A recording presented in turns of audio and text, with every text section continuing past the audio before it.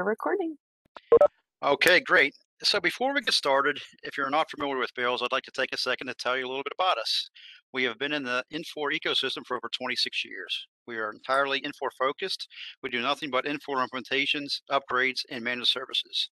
We support all aspects of the technology, including S3, Landmark, and Cloud Suite, including HCM, finance, and supply. In fact, we have been recognized and given partnering awards in 8 out of the last 10 years. Our consultants bring 15 plus years of consulting experience in a space in the equivalent in professional experience. Some are former benefit managers, compensation managers, directors of supply chain, as well as former controllers and CFOs. Exciting news for the Infor community. Early this year, Bills became part of Nordic, an industry-leading healthcare consulting firm. We'll operate as a wholly owned subsidiary and continue to be led by Jamie Bales. Nordic will provide us with resources to fund our growth, expand our business, and support our customers more effectively. For healthcare customers, it allows us to bring together the Nordic's capabilities in the EHR space to provide a more holistic solution, including specific expertise in EHR and ERP integration. This combination will offer a best practice module to reduce implementation risks and leveraging the data from both systems to drive insights and outcomes. Thank you for joining us today. Let me introduce your presenters. We have John Simpson and Mark Borsheim. Thank you. Okay. Hi, my name is John Simpson. I'll introduce myself a little further, a little more in a little bit, but first thing I want to discuss really briefly is the agenda here. So this is a multi-currency presentation for multi-tenant and multi-tenant environments. So there's going to be a few things that we're going to cover today. First thing is going to be requirements for setting up currencies in FSM. Secondly, we're going to talk about the global ledger amount fields in FSM. Next will be multi-currency conversion data into FSM. That includes any kind of interfaces and stuff like that. We're going to then discuss payables processing in currencies, journal entry processing in currencies, and then we're going to finish up with subsystem reconciliations when you're dealing with multi-currencies. So I am going to, we already kind of discussed our kind of lead in here. So I just want to do a quick disclaimer. So the information provided in this presentation is related to implementing and upgrading to version 11 in Cloud Suite. The material and information contained within the presentation is for general information purposes. So I wouldn't rely solely on this material and information contained as a basis for making business decisions or any legal and procedural changes. Bales makes no representations or warranties of any kind, expressed or implied, about the accuracy, reliability, or suitability or availability with respect to the information presented for any purpose. Any reliance you place on such materials without consultation is therefore strictly at your own risk. It's highly recommended that, hey, contact us and we can talk it through with you and do what we can to help you out as much as possible. So a little about myself. I've been in finance and consulting for over 20 years. I've got a lot of experience in different industries, including telecom, retail, and healthcare, both as a client and a consultant. I'm an Infor certified consultant with FSM version 11. My work experience includes financial accounting and management in different corporate divisions. I've been in accounting, logistics, and IT. Done financial analysis, budgeting, forecasting, and planning. So I've seen a lot of different areas within the finance kind of realm. I got expertise in designing Infor FSM suite of products to best complement business needs while streamlining existing processes and improving user experience. So requirements is the first thing I'd like to talk about for setting up currencies in FSM. So there are some additional requirements, considerations that we need to be considering here when we are implementing multiple currencies in FSM. The first thing that we need to make sure we have set up are currencies, rate tables, and relationships. So there are a few additional items needed to set up company data and transaction multiple currencies. The currency relationships and rate tables and rates must be created to allow the system to calculate currency differences. Currencies must be created for each currency transacted in. So if I'm doing Canadian, US, pounds, euros, we need to create all of those currencies within the system.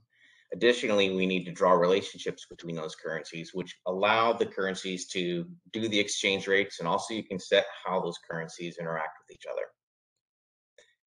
On top of that, you need to set up at least one rate table, which is done automatically when we set up anyways. However, you need a rate table set up so you can load those daily and potentially period exchange rates in the system to allow the system to take the most current exchange rate and do the calculations it needs to within the system.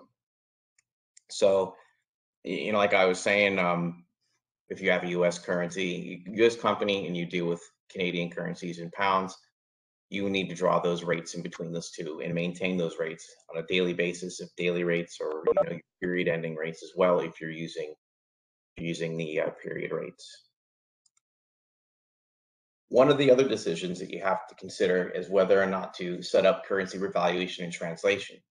So currency revaluation is basically the system checks transaction currency amounts against the daily rates, and if changed, they adjusted to the new daily rates. So you actually set those accounts to which accounts you want to revaluate, and you set that when you create accounts or you're loading accounts initially. The other thing is going to be currency translation. So that is the converting of functional amount balances to alternate or enterprise currencies for financial statements. So you're going to set your period rates at the end of the month, and you normally do this at month end, right? You got your month end period rates, and you're doing your translations to be able to do your functional, to be able to do your financial reporting, the consolidated reporting for the company. So the next thing I want to talk about is currency codes and impacts. Currency codes are set up on different areas of the system for different purposes. So the enterprise currency is set up on the FEG, and you actually have 5 available if needed alternate currencies you can set up in the enterprise currency. So like in this particular case you see here, we have the single currency of US dollars as our enterprise currency, and that's on the FEG. Functional currency, on the other hand, is actually set up on the entity, and you have 3 alternate currencies on the entity that you can set up. So in this case, you have US dollars, but maybe you have 3 alternate currencies. I'll use, pounds, euros, and Canadian dollars. You could set those up too as alternate currencies. Transaction currency is the currency that everything actually transactions. So in this particular case, let's say I have a US company and I'm purchasing something from Canada. The transaction currency on that invoice from that Canadian company will be in Canadian dollars. So your transaction currency, when it hits the global ledger, will actually be in Canadian dollars. We'll talk a little more about amounts in a minute, but that's just the currencies that you have to set up and the different currencies and what they do. One of the other things to consider is going to be the additional accounts for multiple currencies. So you have to have an account, a realized gain and loss account, that's calculating your difference in daily rates. So that's going to be required for evaluating closed transactions such as AP transactions. So I have an AP invoice that goes in, and it's 2 weeks after that. That matching invoice happens to be received in the system. There's going to be a difference in rates. Those rates are going to get picked up in the gain and loss. In addition to that, when making payments, those rates are also going to get changed when the payment's actually made and into the actual bank account itself when it's paid. Additionally, unrealized gain and loss, if you're using translation, revaluation and translation, unrealized gain and loss also needs to be set up in the system, and that's going to be set up for transactions that are still outstanding at the end of the period, open transactions. So if you're evaluating currency on open transactions, this is where that's going to lie. The last thing is going to be your translation gain and loss account. So that also would need to be set up for currency translation gain and loss. And basically, again, that's converting the functional amount balance to the alternate or enterprise currencies for financial statements. So that gain and loss is going to need to be set up as well. An important concept when setting up the system is going to be what's called the currency rate set point on the matching company. So the currency rate set point, what that does is it's telling the system at what point to take the currency for an invoice. So you could have purchase order, receipt, or invoice date for these. Your purchase order means when the purchase order is released, that's when it's taking the rate set point off of that. Receipt, same thing. When the receipt's created and released, it's the receipt date that's taking it. Invoice date is the invoice date. The important thing here to remember is depending on your matching, depending on what your currency rate set point is, those rate differences are going to get applied to that a different account. As an example, so let's say I set something up as a PO entry, and there's going to be a difference between when the PO has been received and released, and the goods have been received. If the invoice is on a PO date, there's going to be a difference there in those rates. That actually, in some cases, will get applied to the R&I account. It does not get relieved in the same way as between the invoice when the invoice was released and paid. So that's something to consider when setting this up. That's an important concept as to how you want to deal with that and how it flows through. My recommendation would be setting it the receipt date. It just makes it easy. So the next item I want to discuss is going to be the global ledger amount fields in FSM. And we talked about that briefly before. Different amount fields yield different results, and knowing which one of those is important when you're looking at financial statements and when you're looking at your reports and your analysis tools. Different amount types are impacted in different ways. Transaction amount, transactions, and the transaction amount is the transactions are actually in the original currency, i.e. Canadian dollars, pounds, euros, US dollars. Functional amount is actually pulling data from the functional currency, and that's what's set on the entity itself. So in that case, this would be everything converted over to US dollars, using the example that we talked about before. Project amount is set via the project structure. Report amount is set on the consolidated reporting on the FEG. So there's where that enterprise currency comes in. Your report amount is based on the enterprise currency.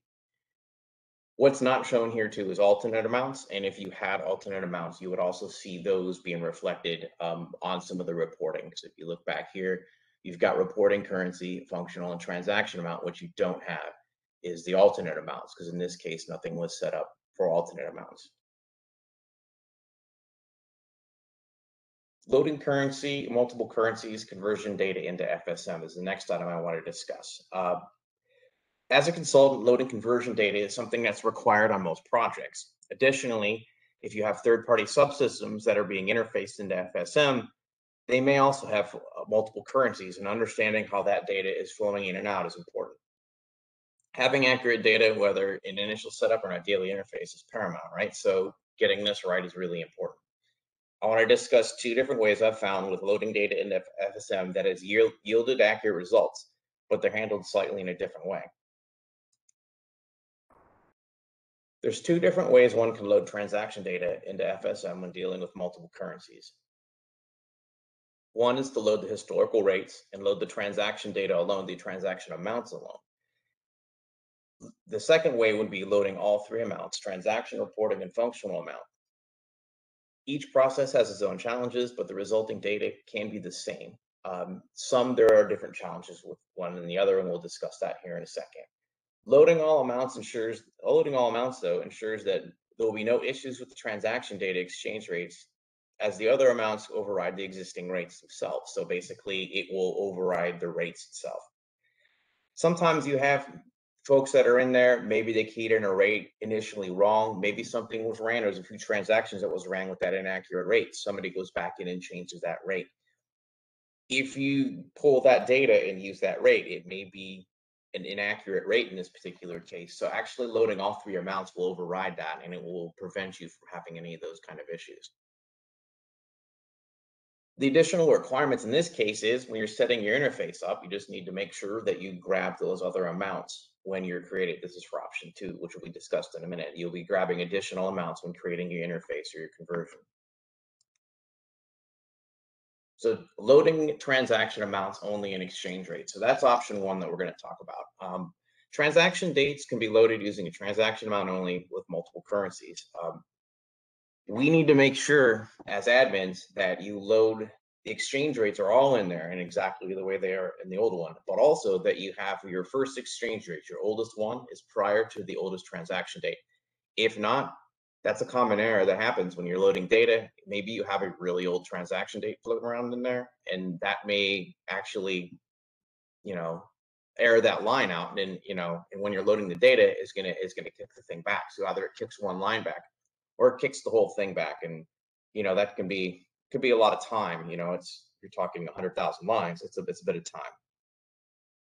Also, I think we've talked about this before. One needs to make sure that all the exchange rates in FSM are identical to what's in the original system. So in the case of converting data from an old system, you need to make sure that all the exchange rates are exact. Any variances whatsoever will yield different results. The second way is loading multiple amounts into FSM. This personally is the way that I like to do things. It makes it a little bit easier. When building the interfaces, we discussed prior, you need to make sure you grab the functional amount and the reporting route along with the transaction amount in this particular case. You populate all three fields when converting the data or interfacing it. And as long as there's an amount in all three fields, not zero, everything will be good. The one caveat with this is if you occasionally have that rate or that transaction line that's in there with zero amounts in those other fields and only the transaction amount, it'll override and grab that transaction exchange rate. So that's the thing to watch out with this. This also, though, even though you're loading the amounts, still requires you to load exchange rates, at least one exchange rate prior to the oldest transaction date, just as an aside. So the system is still going out looking for that and will error those lines out if not. Payables processing and currencies is the next item I would like to cover today. How we set up multi-currencies will impact not only the matching process, but the payment process as well.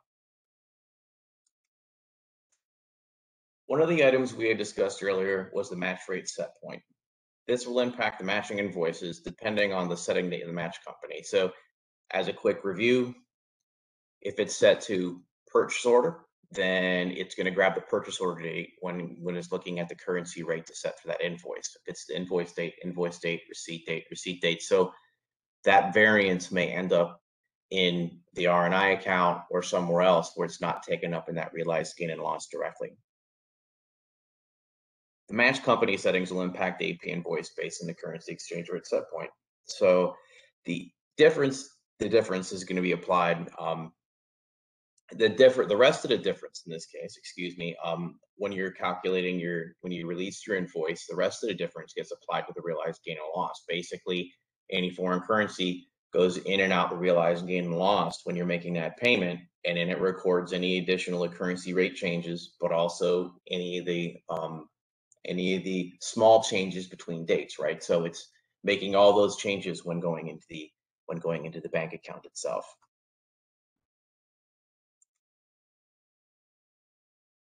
A little quick tidbit on banking setup for multi-currencies. This is something that we have to be a little bit more not wary of, but careful when we're doing to make sure that it's set up exactly right.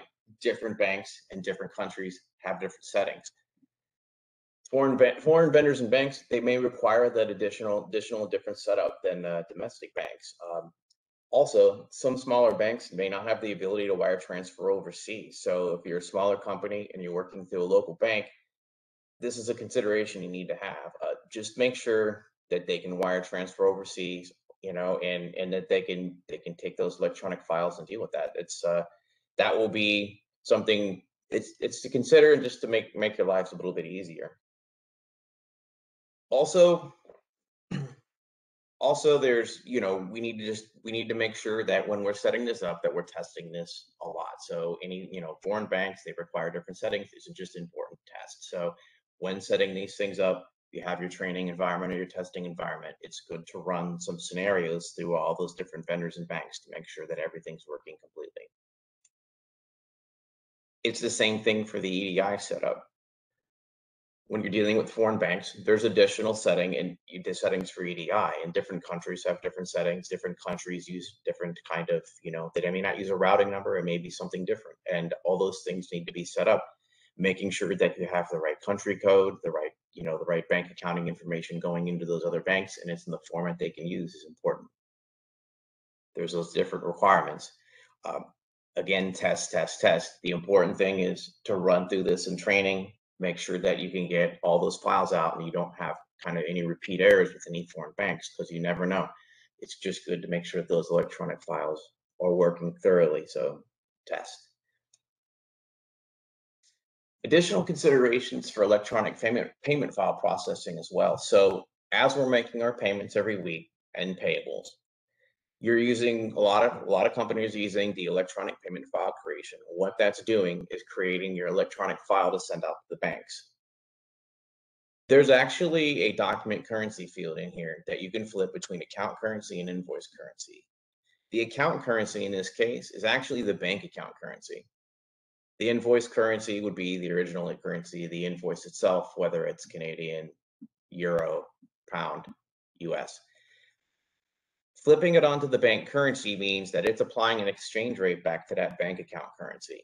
If you have that bank applies their exchange rate, which they do in a lot of cases, applies their exchange rate to it, you may be applying multiple exchange rates to that bank, to those, that EDI going out there. So making sure that this is another testing situation. Make sure when you're testing this thoroughly, when you're implementing this or putting this into place, that you run the invoice currency and that you test to make sure that the bank that you're working with they're applying the exchange rate on the original exchange rate of that invoice versus the account currency. So just a kind of another little thing with multi-currencies, currency settings are very important.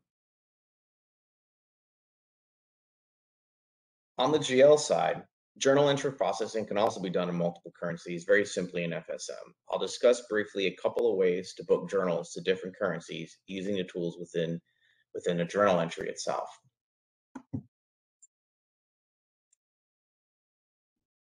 Setting up the currency field on the journal header is actually one way of creating a journal entry with multi-currencies. It will actually apply the exchange rate of the selected currency based on the transaction date. So using the US and Canadian example again, maybe I need to reclass that invoice that I just paid in Canadian dollars. I could actually change the header to Canadian dollars, change the transaction date on there, making sure your posting date's in the right spot, and it will apply that exchange rate for that transaction date. And so you don't actually have to go in there and manually key the rates and make any changes. So it's pretty slick to be able to do that. Another way, if you have this set up, is if you have multiple rate tables, there's actually a way to change rate tables as well and apply that here. As you can see on this screen, there's a currency rate table here. We have the master currency rate table that we have set. If you have alternate ones to apply, maybe you have a large dollar amount journal entry, maybe your bank has a different currency rate for things over a certain dollar amount. You could set up that currency table to have those adjusted rates and apply that right on the invoice. Just saves you having to go in and make those additional changes on the invoice.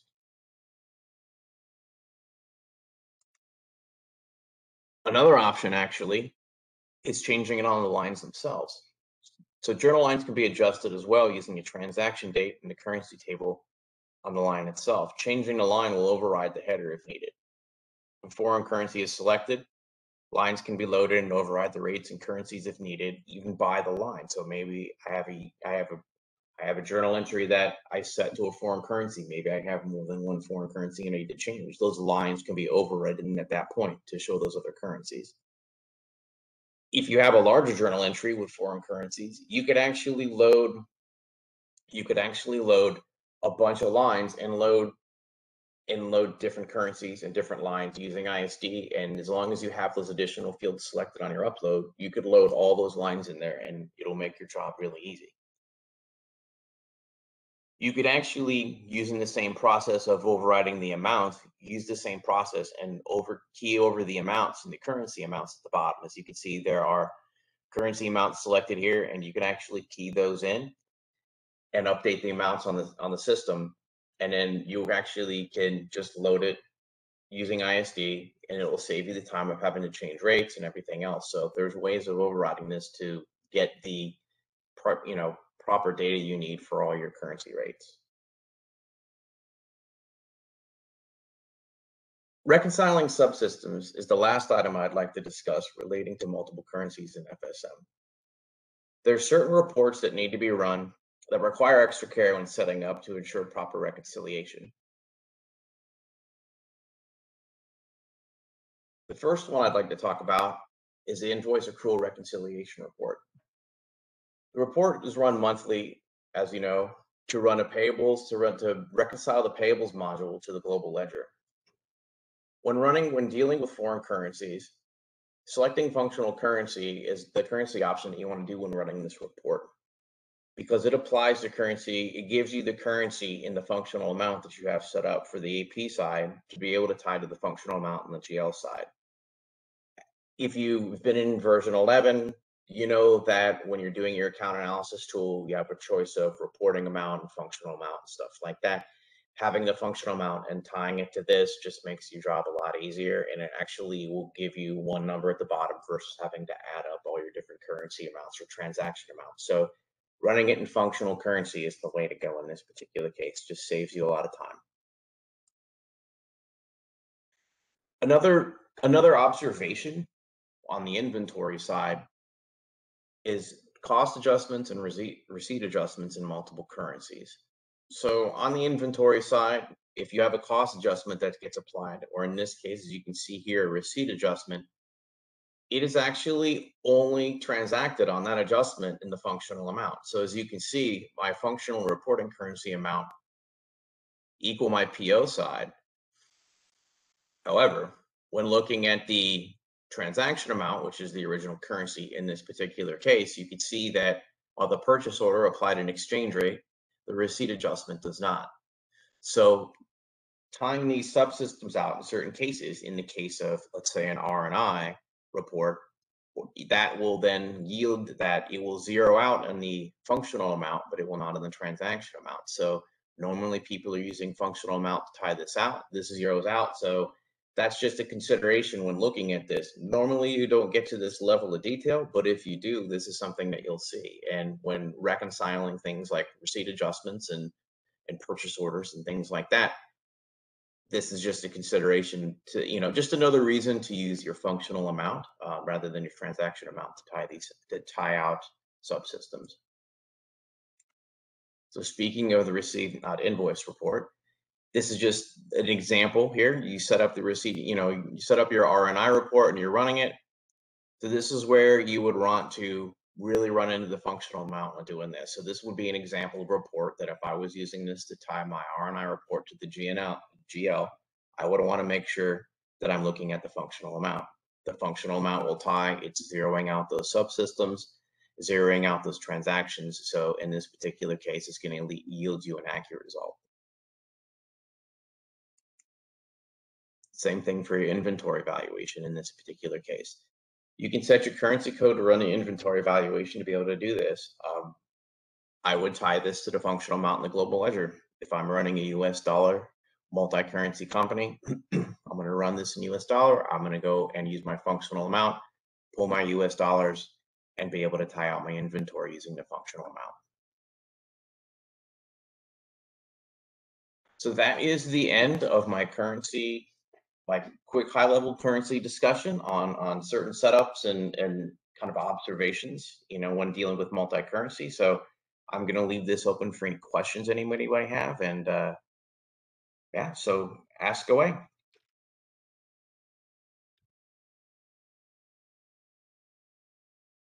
Nothing in the chat, but feel free to speak up if you have a question.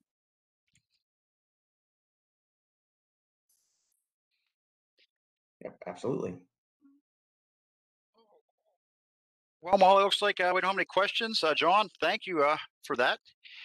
And thank you for joining today. If you liked what you saw today, we have 2 remaining sessions in the month of July, the 23rd and 30th. Then we'll re-up again coming in October for our Informative Fridays. They will continue then.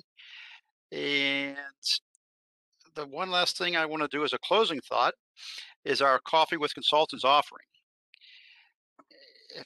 If you have any questions about what you saw today or any questions related to the Info products, please reach out to us via our website. We'll connect you with a consultant who will spend a half hour with you at no charge.